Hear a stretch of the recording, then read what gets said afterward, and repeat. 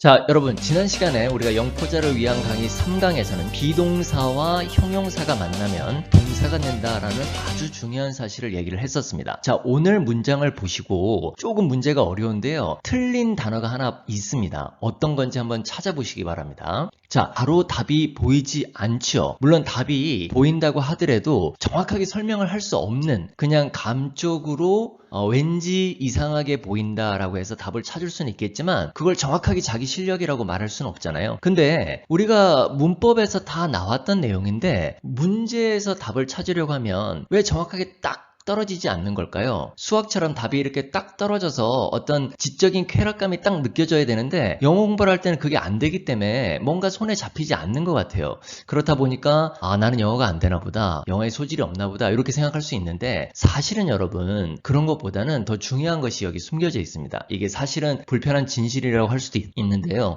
말해서 그냥 뭐 문법만 다 공부하면 다 될 것 같고 뭐 어휘만 공부하면 다 될 것 같지만 그렇지 않아요, 여러분. 자, 하나씩 파헤쳐 보도록 하겠습니다.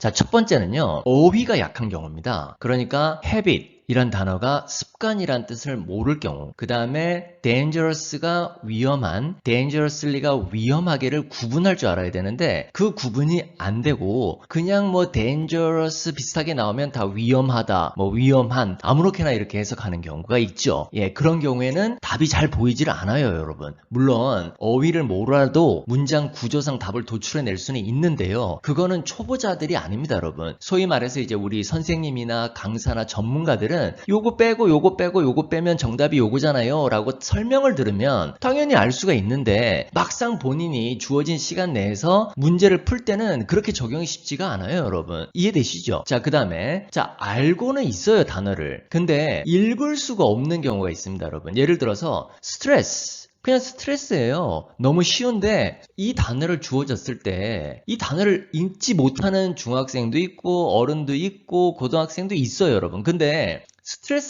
스트레스잖아 이렇게 단어를 읽어주면 그 스트레스요. 비단 지금 나와 있는 스트레스뿐만 아니라 모든 경우에 여러분이 단어를 읽어서 소리를 들려주면 아는데 본인이 정작 읽지 못하는 경우가 있습니다. 그러면 뜻을 모르게 되는 거죠. 자, 세 번째는요, 문법이 복합적으로 적용되어 있는 게 있어요. 단순 심플하게 우리가 기초 문법을 할 때는 그냥 이거는 이거다, 굉장히 쉽고 이해가 직관적이죠. 그렇지만 여러분이 실제 문제를 풀 때는 그렇게 단순한 문장을 만날 경우는 별로 없습니다, 여러분. 그렇잖아요. 그렇다 보니까 여러 가지 문법이 퍼즐처럼 딱 조합이 되는 게 순식간에 일어나야 되거든요. 이게 길게 일어나는 게 아닙니다. 몇 초 안에 딱딱딱딱딱 일어나서 문제가 딱 풀립니다, 대부분. 예, 영어가 좀 되시는 분들은요. 근데 그게 안 되시는 분들은 그게 쉽지가 않아요. 지금 보세요. can이라는 게 뭐뭐 할 수 있다라는 조동사입니다. 조동사 뒤에는 동사 원형을 쓴다라는 게 첫 번째 적용이 돼 있어요. 그러니까 is, am, are의 원형을 제가 be라고 했잖아요. 그래서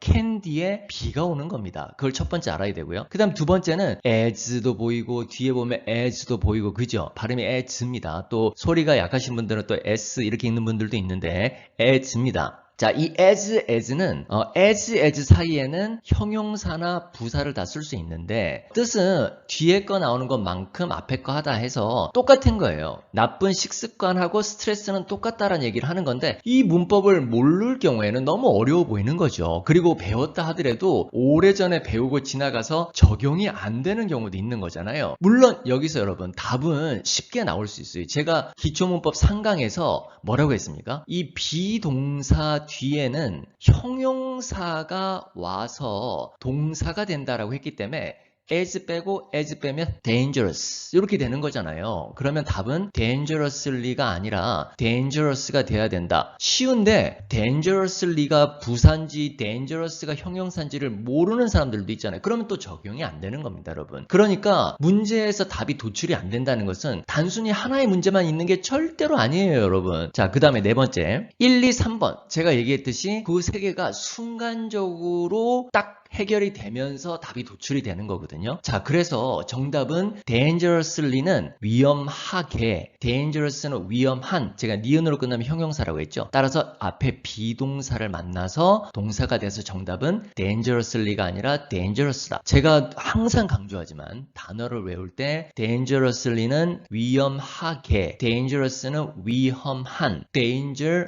위험. 자, 이런 식으로 품사를 정확하게 알면서 단어를 외워야 의미 있는 게 된다라고 누누이 강조하는 이유를 아시겠죠? 자, 그러면 결론은 이겁니다, 여러분. 우리가 문법 문제를 푼다 하더라도 어느 정도의 기본 어휘는 갖추어져야 되고요. 그 다음에 어휘를 기억함에 있어서 그 소리값 어떻게 발음하는지도 알아야 되고요. 그 다음에 그 어휘를 갖고서 문장을 해석하는 방법도 연습이 돼야 됩니다. 거기에 문법이라는 틀이 입혀지면서 발전하고 문제를 풀 수 있는 경우거든요. 아, 그러니까 뭐 기초 문법만 다 공부하면 금방 다 될 것 같고, 이 어휘 뭐 몇 개, 100개만 알면은 문제를 다 풀 수 있을 것 같고, 그렇지가 않다는 거죠. 이게 여러분 되게 불편한 진실입니다. 자, 그러면 여러분 이제부터는 마음가짐을 다시 바꿔야 됩니다. 지금부터는 차근차근 진짜 공부를 해 나간다 라는 생각을 갖고서 모를 때마다 익히고 반복하고 공부하고, 또 틀리면 그렇게 틀렸구나 라는 거를 다시는 안 까먹게 공부를 하고, 그렇게 해 나가면 눈에 띄진 않는데 계단식으로 처음에는 이렇게 발전이 없는 것처럼 직선처럼 가다가 나중에는 한 계단 올라가고 또 가다가 한 계단 올라가고, 이런 식으로 발전하게 될 겁니다. 자, 여러분 화이팅입니다.